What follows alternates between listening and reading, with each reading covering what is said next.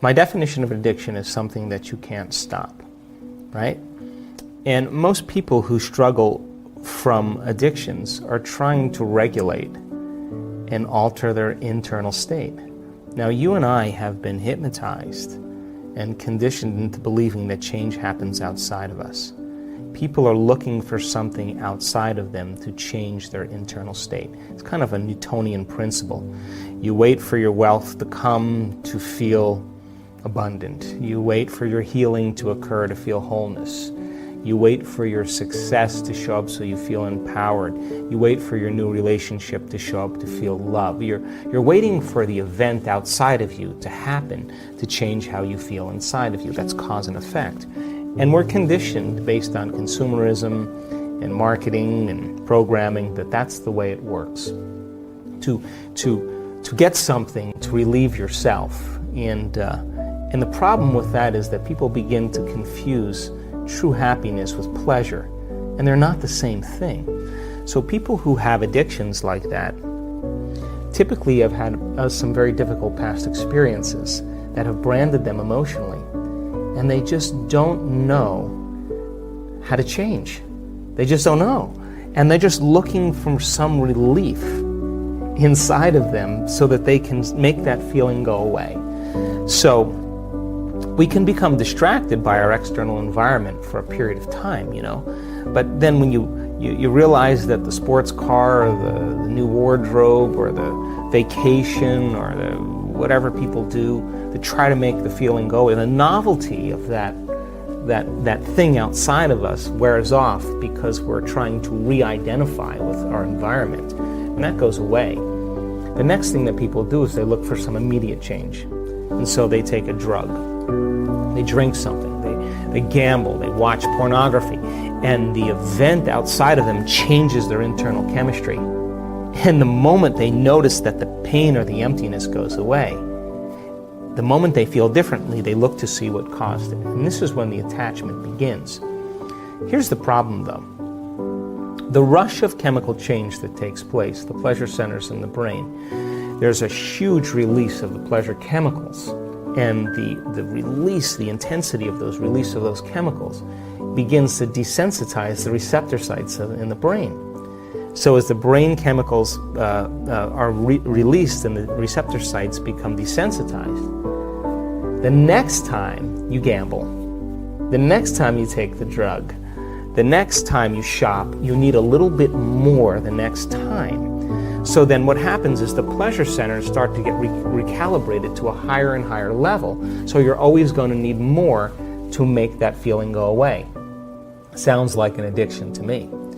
And so people get lost because then without the dependency on that external substance, the body, which has become the mind, is craving its relief. And so an addiction really is when the body is the mind. So you may say with your conscious mind, I want to give up drinking, I want to give up pornography, I want to give up gaming, I want to give up over shopping, I want to give it up consciously. But the body has been conditioned from the past subconsciously. And so now the body's the mind. Now, no one's told people that true change can happen within them. And so then when people start to realize that there's a gap between the external world and how they present themselves to the world and their attention on the outer world and their attention on their inner world and how they really feel. And if they're spending the majority of their time looking outside of them for change and they don't want to look at this feeling, all they want to do is make that feeling go away, they're going to wind up in trouble. So true change is when you start looking within and you become conscious of your unconscious thoughts. In neuroscience, it's called metacognition.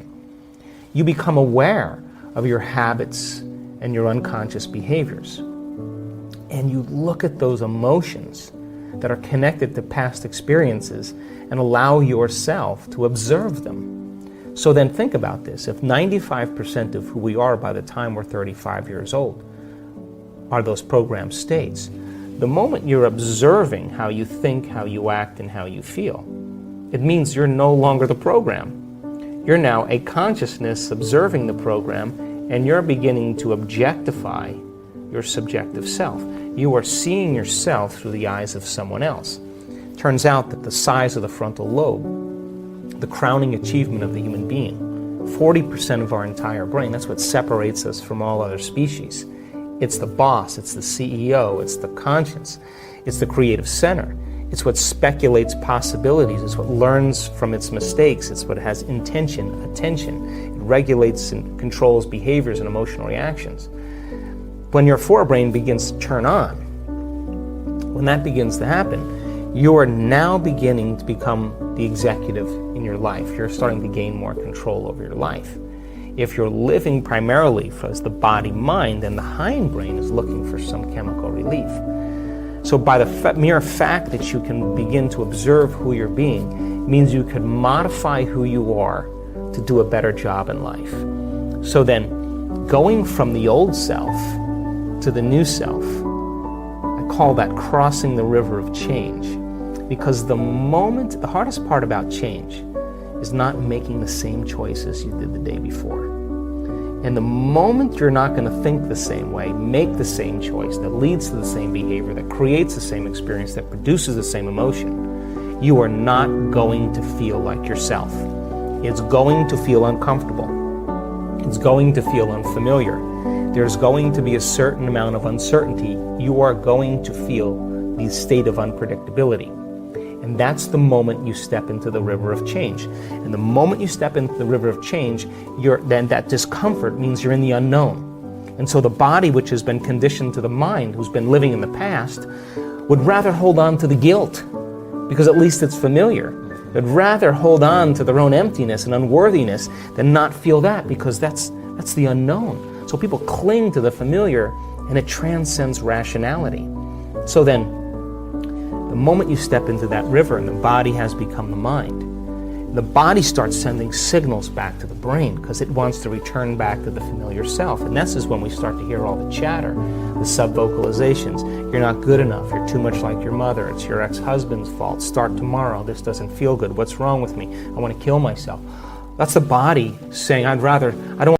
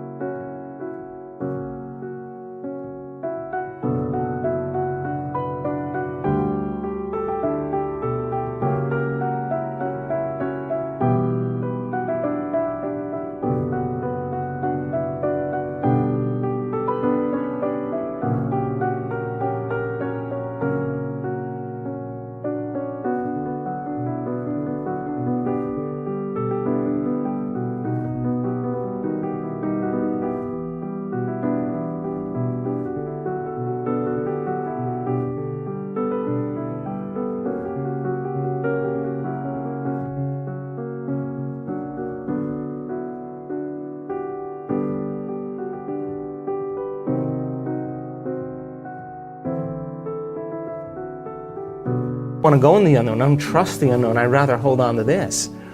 Now, going from that old self to the new self is the biological, the neurological, the chemical, the hormonal, the genetic death of the old self. And most people, they step out into that unknown and it feels so uncomfortable. They can't predict it. They return back to the known. People say to me, well, I can't predict my future. And I always say to them, well, the best way to predict your future is to create it. Not from the known, but from the unknown. And that void, that unknown, is the perfect place to create from. Now, why is this dangerous? Because when you're living in survival 70% of the time, there's better chances in survival from running from the unknown than embracing the unknown, right? If there's a predator out there, you hear something around the corner and you can't see it, that's an unknown. You're going to run. You're not going to go, and it's not a time to trust. It's not a time to open your heart. It's not a time to communicate. Here, kitty, kitty. It's not a time to do that. It's time to run. You'll never trust the unknown in that state. So if people are living by these emotional states of survival, they're never going to want to step out into the unknown because they can't predict the future, so they'd rather hold on to what they have. Turns out that those emotions of stress are highly addictive. They give us a rush of adrenaline, rush of energy. And so people use the problems and conditions in their lives to reaffirm their addiction to that emotion so they can remember who they are as a somebody.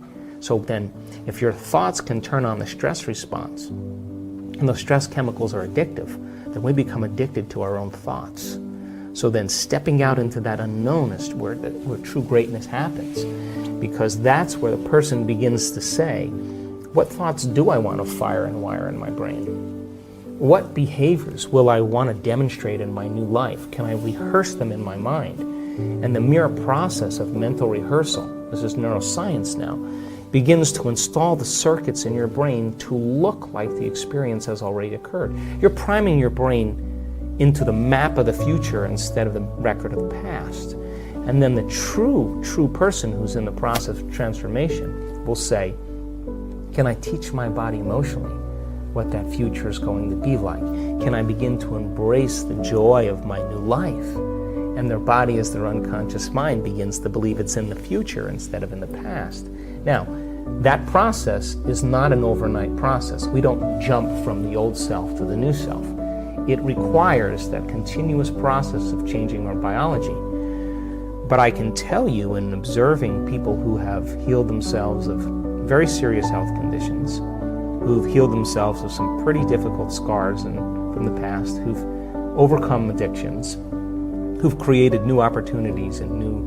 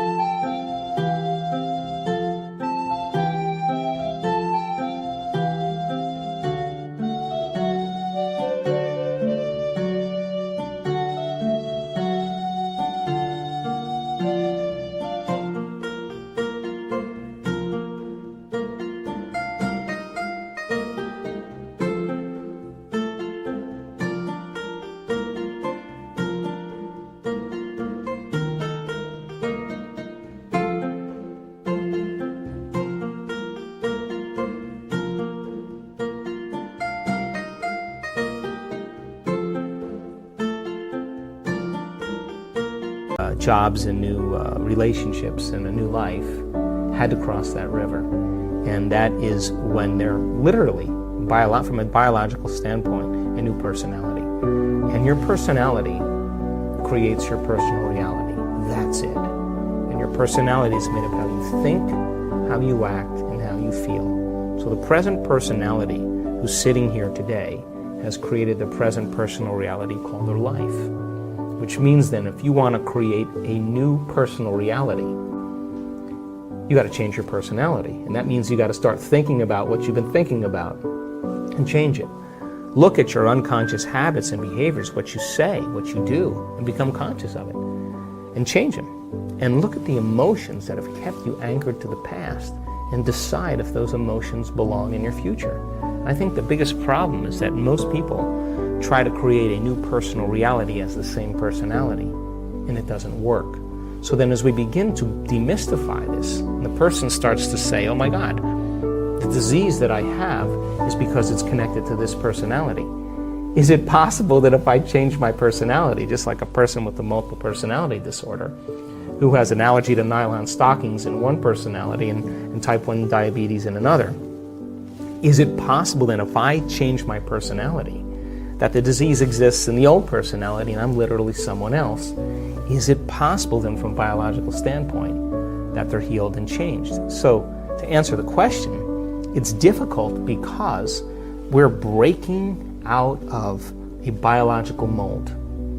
It's difficult because most people don't know that they have within their reach all the tools to do it, because they have, number three, been conditioned on some level to believe that the new hairstyle or the new type of beer they're going to drink or the sports car or whatever it is going to change their state. And that's the hypnosis. And when I wrote The Placebo, You Are the Placebo, the biggest thing that I walked away with after writing that book was how hypnotized and programmed we really are.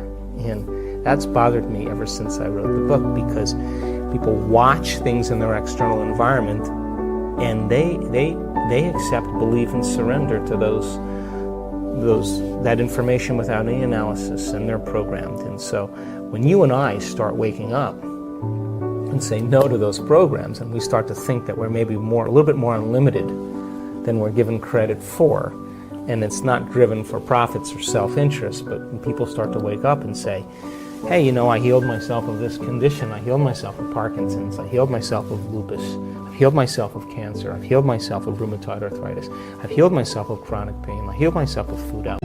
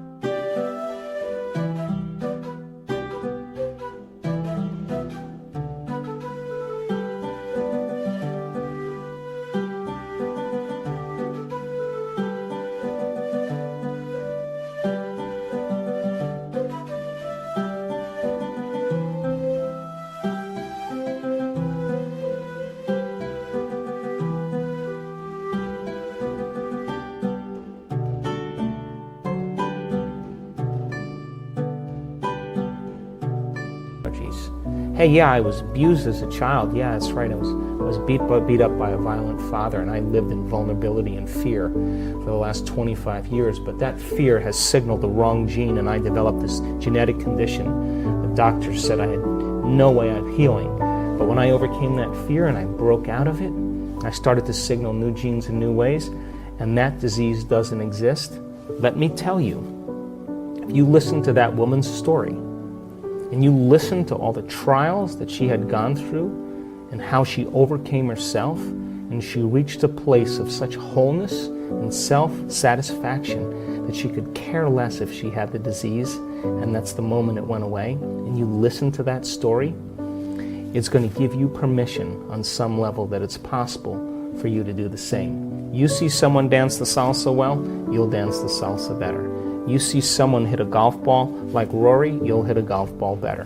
You see someone lead with love and compassion in their life, you will lead with love and compassion in your life. You see someone stand on a stage in front of 500 people and talk about how they overcame their cancer after their husband committed suicide, and the 3 years that it took her to do it, you will be inspired that it's possible for you. So then it has to start with a new consciousness, and that it's going to come from common people doing the uncommon, and that's where my passion is.